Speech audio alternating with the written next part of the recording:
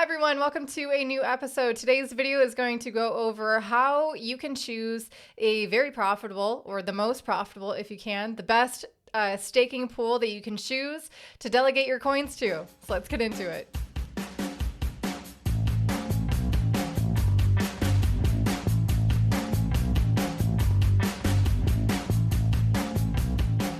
Okay, so right off the bat, I'm just going to say this is not a sponsored post whatsoever by Cardano.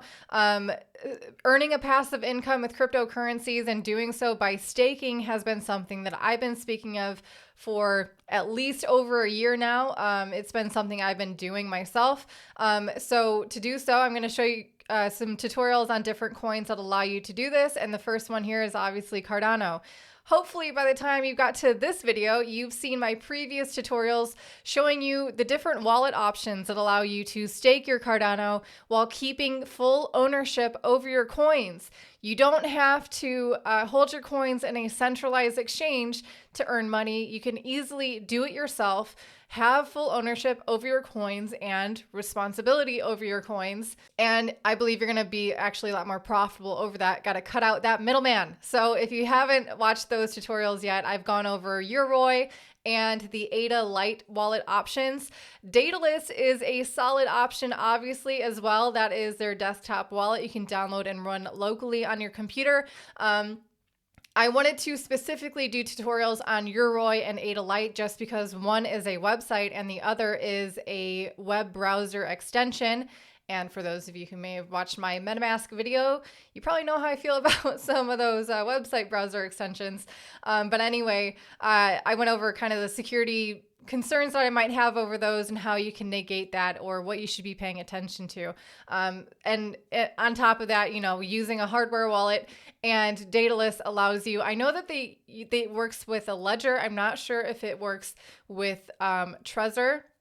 But anyway, Daedalus is definitely a solid option, and the process is pretty similar for all of those wallets. So you can just, if you watch those, but you want to use Daedalus, I'm sure that it's a very similar process. Again, this is not a sponsored video, but I am showing you the example that I'm showing you of a staking pool to kind of look at the statistics of is seed pools. The ticker is seed, and I'm showing this one because this is the staking pool that I am personally delegating my coins to. And I know the operators of this staking pool personally, and I think it's a really cool project that they're building, trying to, you know, lay the foundation to let other people also establish their own staking pools and making it a global effort. If you're looking for a staking pool, I'm personally using seed pools, and the ticker is seed. The website isn't quite up yet. Hopefully by the time you're watching this video, it will be working, but I know that it will be up and running shortly. So anyway, let's get into what you should be paying attention to, right? What you should know is that no matter what staking pool you are choosing, there will be a certain fixed cost. This average cost is, you see here at the bottom, fixed cost, 340 Cardano. This is not something that you pay. That often the minimum to stake Cardano is like 1 or like a very small number, maybe 5, 10 or something. But so there's a fixed cost of 340 Cardano. That is for the entire, everyone who's delegating to that specific seed pool will be paying that. So it's dispersed amongst everyone. It's divided amongst everyone. Also on top of that, you're going to want to pay attention to commission fees. This is a fee that is applied by the operator to compensate them for their efforts of running that software, keeping it updated, having their computer up and running that pool 24/7, because that's what you want, 100% uptime. The more frequently that it is running successfully, the better your chances of mining a block, getting the rewards, and getting paid out. You're not really doing much rather than just assigning the value of your coins to that seed pool. You don't have to do anything else after that. And the staking pool operator is really doing that. So some of them do apply a commission fee. Here it is 4%. Some of them don't. What you should pay attention to also with the commission fee, if it's high, does it justify the kind of rewards you're getting? Are the rewards that you're getting also high? And it might justify a commission fee. If it's a super high commission fee and you're not getting paid very much anyway, what the heck are you paying them for? And there's lots of other options to choose from. So actually, I didn't even say this. The website I am using to display this information is adapools.org, and links to all of the information I'm providing for you can be found down below in the video description. So another thing that you should pay attention to is the saturation level of this staking pool. Basically, this is a really cool aspect of staking for Cardano and in their efforts of ensuring that their network they're trying to incentivize it to be as decentralized as possible. And it's really cool seeing these different concepts being put into practice and seeing how they play out. So they're doing this by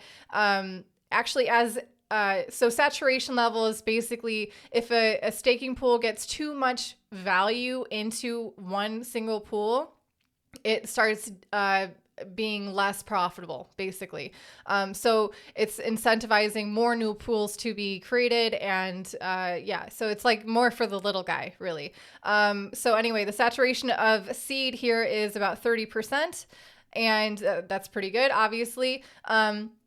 It's also a really good idea to have a few different staking pools kind of lined up in case the one that you are currently staking to becomes too saturated. You can quickly switch that out, or have different wallets set up staking to different staking pools. So then, kind of diversify who you're staking to in that way also could be a good strategy. So, and this is definitely going to probably be changing, and this is why you need to be paying attention to your staking pool on Cardano. It's not necessarily set it and forget it.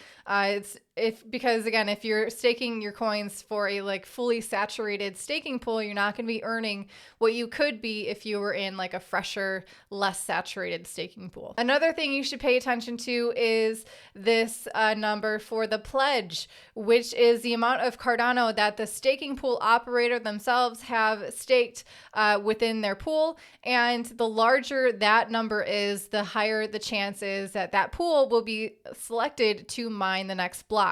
That means more rewards, more money for you, higher percentage return annually. And last but not least, what you're probably going to want to pay attention to is that, again, the return of annual the return of investment annually, basically, right? And in Cardano, it's a pretty tight spread. So with seed pools, you can get it's at about 5.643%. And the lifetime return of this pool is at 6.03%. So it's pretty high, pretty good for Cardano, I think. And I'm happy to recommend this one for those of you who are looking. So if you decide that this is a staking pool you want to stake to, or if you found a different pool that you want to stake to, regardless, the information you're going to need is that pool ID, which is listed right here at the top. And they have a very convenient copy and paste button for you to use. So you can just make sure you're copying it and then plug it in to the correct placement that I showed you on those tutorial videos of the wallets that you're going to be using. And that is how you will be delegating your coins to that whatever staking pool that you've chosen. And you can start earning rewards quickly. So that's going to wrap it up for today's video. Thank you everyone for tuning in. I hope that you found these tutorials to be helpful. And in the coming weeks, I will be going over other coins like Tezos, Atom, Polkadot, and if you have any suggestions, feel free to leave them down below in the video description. But anyway, I'll see you guys again soon. So stay happy and healthy. I'll see you later.